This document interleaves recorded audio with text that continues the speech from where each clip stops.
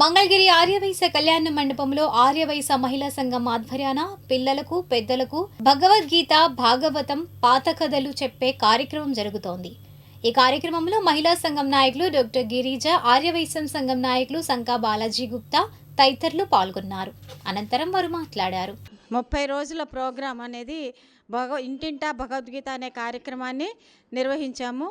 30 రోజుల ప్రోగ్రాం ఇది. భగవద్గీత ప్రతి ఒక్కళ్ళకి పరిచయం చేయాలనే ఉద్దేశంతో ఈ కార్యక్రమాన్ని మేము చేపట్టడం జరిగింది. అందరూ చాలామంది పిల్లలు ఉత్సాహంగా పాల్గొన్నారు.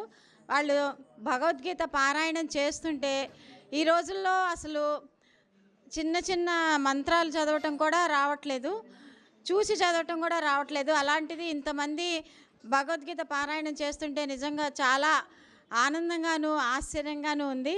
ఇంకా చాలామంది మేము చాలామంది కోరుకుంటున్నాము. కాకపోతే మేము ముందు అనౌన్స్మెంట్ ఎక్కువ రోజులు చేయకపోవటం వలన తక్కువ మందికి తెలియటం వలన తక్కువ మంది పాల్గొన్నారు. కానీ ఈ జనరేషన్లో ఇంత చక్కగా పిల్లలు ఉత్సాహం చూపిస్తూ చక్కగా నేర్చుకున్నారు. చాలా బాగా ఈ అధ్యాయాన్ని చెప్తున్నారు వాళ్ళు. అలా ఈ మన భగవద్గీత శ్లోకాల్లోనే ఒక వైబ్ ఉందన్నమాట, ఒక పవర్ ఉంది. మనం ఎంత బాగా దాన్ని ఆ అధ్యాయాల్ని చదివితే కనుక, ఆ శ్లోకాల్ని చదివితే మనకి ఆ బ్రెయిన్ డెవలప్మెంట్ అంత బాగుంటుందన్నమాట.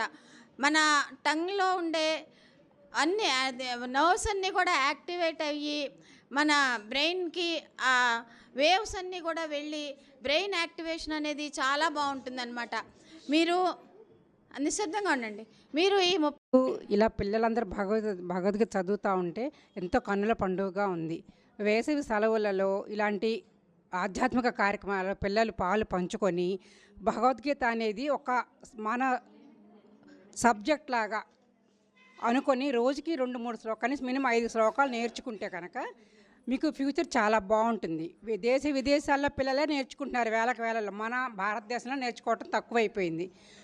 ఇలాంటి కార్యక్రమాలు ఈ కొత్త కమిటీ వాళ్ళు మంచి ప్రోగ్రాం అరేంజ్ చేశారు. వాళ్ళకి చాలా ధన్యవాదాలు తెలుపుకుంటున్నాము. పి గిరిజ గారి వృత్తి, వారు చదువుకున్నది డాక్టర్. వారి ప్రవృత్తి ప్రజలకు సేవ చేయటం. ఎంతోమంది పేదలకి నాకు తెలిసి గైనిక్ క్యాంపులు నిర్వహించి పేదలకి ఉచితంగా వైద్య సదుపాయం అందించారు. పూర్వం మా లయన్స్ క్లబ్లో వారి సేవలను మేము వినియోగించుకున్నాం. అలాగే ఇప్పుడు పట్టణ ఆర్యవైశ్య మహిళా సంఘం కూడా ఇంకా వారిని మీరు ఇంకా బాగా ఉపయోగించుకోవాలా. ఏంటంటే ఈ కార్యక్రమం ఆధ్యాత్మిక సంబంధించింది. మరి ఇది వారు ఎంచుకున్నందుకు నిజంగా పూర్తిగా వారికి నా సహాయ సహకారాలు అందిస్తాం. ఎంతోమంది ఈ అధ్యయనం వలన వారి యొక్క మనసులోని వృత్తి ప్రవృత్తి ఎలా మారుతాయో అలాగే వారి విజ్ఞానం కూడా పెంపొందించబడుతుంది. అలాగే ఈ భగవద్గీత మాట్లాడటంతో వారి యొక్క శక్తి సామర్థ్యాలు కూడా మనకి వెలికి తీయటానికి అవకాశం ఉంటుంది. మరి ఎలా డాక్టర్ గారు పడ్డారు, మంచి కార్యక్రమాన్ని తీసుకున్నారు. చక్కగా కమిటీని ఎన్నుకొని మరి ఇంతకుముందు కూడా మహిళా సంఘాలు చాలా కార్యక్రమాలు చేసినాయి. ఆర్యవైశ్యుల కన్నా కూడా మగవాళ్ళ కన్నా కూడా ఆడవాళ్ళే బాగా చేశారు. మరి వారికి మా ధన్యవాదాలు. ఇలాగే ఏ కార్యక్రమం చేసినా కూడా మేము మీకు సపోర్ట్ చేసి ముందుంటామని చెప్తున్నాం. ఎందుకంటే ఇదివరకు జెంట్స్ కూడా బాగా పాల్గొనేవాళ్ళు, ఇప్పుడు మహిళలు బాగా పాల్గొన్నారు. మంచి కార్యక్రమాలు ఎటువంటి కార్యక్రమం చేసినా కూడా మీకు మా ఆర్యవైశ్య సంఘం తరఫున సహాయ సహకారాలు అందిస్తాం. మరి దాదాపు 50 సంవత్సరాల నుంచి కూడా మరి మంగళగిరి పట్టణంలో ఆర్యవైశ్య సంఘాలు ఎటువంటి కార్యక్రమాలు చేసినా కూడా మంచి గుర్తింపుని తెచ్చినాయి. అలాగే ఇక రాబోయే రోజుల్లో కూడా మీరు కూడా మంచి కార్యక్రమాలు చేసి మంచి పేరు ప్రదర్శనలు తేవాల్సిందిగా కోరుకున్నాను. హిందువులందరికీ ఎన్నో మత గ్రంథాలు ఉన్నాయి. అన్ని మత గ్రంథాలు ఉన్నా కానీ మనకి భగవద్గీతే ప్రధానం. ఎందుకంటే భగవద్గీత ఒక మత గ్రంథం కాదు.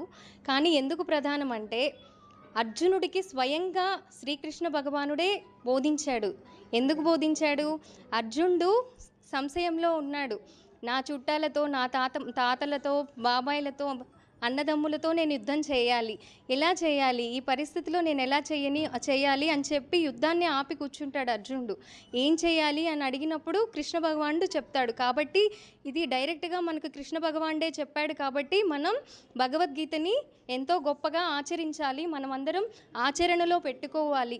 ఇంకొకటి ఏంటంటే మన సనాతన ధర్మాన్ని మనం మర్చిపోకూడదు.